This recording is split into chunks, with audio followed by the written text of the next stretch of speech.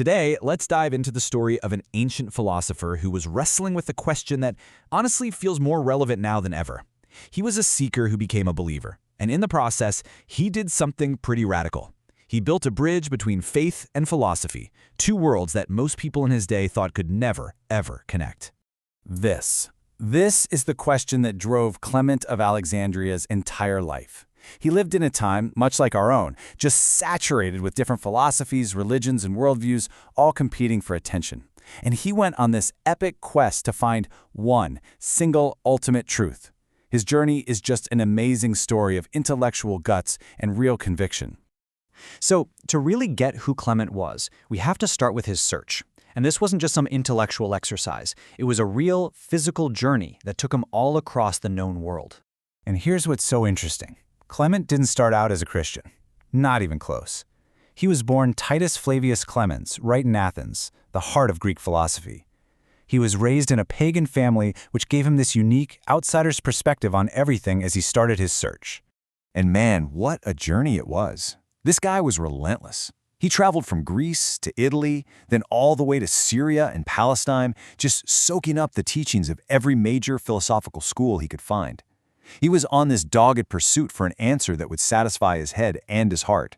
And eventually, that search led him to one city, Alexandria.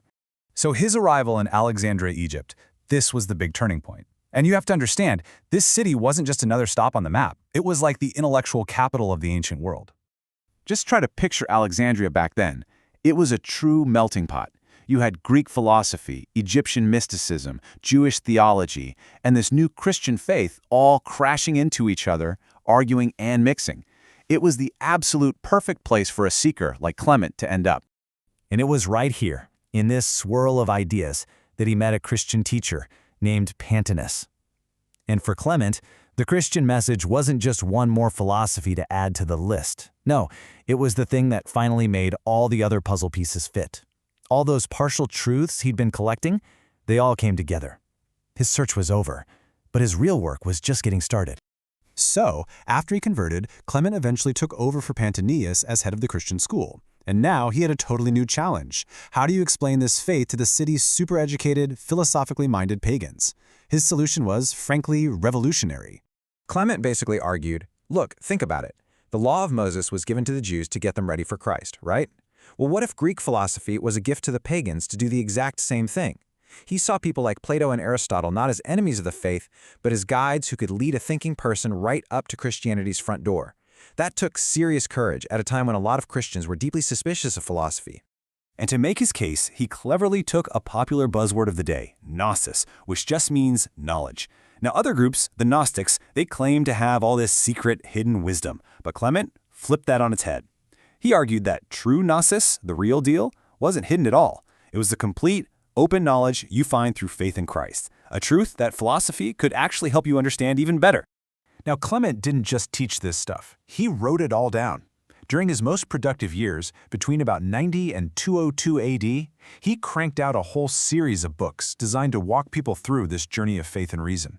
And if you look at his major works, you can see his brilliant strategy. He totally tailored his message. For pagan unbelievers, his exhortations basically used their own logic to show them that Christianity made sense. For new Christians, the instructor was a practical how-to guide for daily life. And for the really deep thinkers, his miscellanies made the case that philosophy was a powerful tool for finding truth. But Clement wasn't just stuck in his own head with abstract ideas. He was a pastor, and he tackled the real-world problems his community was facing. As Christianity started to attract more affluent people, a brand new question popped up. What does it mean to be rich and be a Christian? In a famous sermon, Clement laid out this simple but incredibly profound answer. He said, look, having wealth isn't the problem itself. The real danger is greed and being attached to your money. That one idea has had a massive influence on Christian thinking about wealth ever since. So what happened to this amazing bridge builder? Well, his time in Alexandria, the city that had shaped him so much, came to a very sudden, very harsh end. Right around the year 202, a new persecution against Christians kicked off under Emperor Septimus Severus. To save his life, Clement had to flee the city that had become his home. He would never go back, and he died about 18 years later in Asia Minor. But his influence? Oh, that didn't die with him, not by a long shot. See, one of Clement's students was a brilliant young guy named Origen, and Origen would go on to become one of the most important theologians in the entire history of the Eastern Church. So through his student, Clement's ideas, his whole vision of building bridges, lived on and shaped Christian thought for centuries to come. And all of this leaves us with a final thought.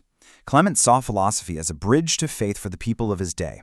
So it really makes you wonder, in our own world, a world filled with science, technology, art, and a million different ideologies, what are the bridges that we need to be building today to help people find truth?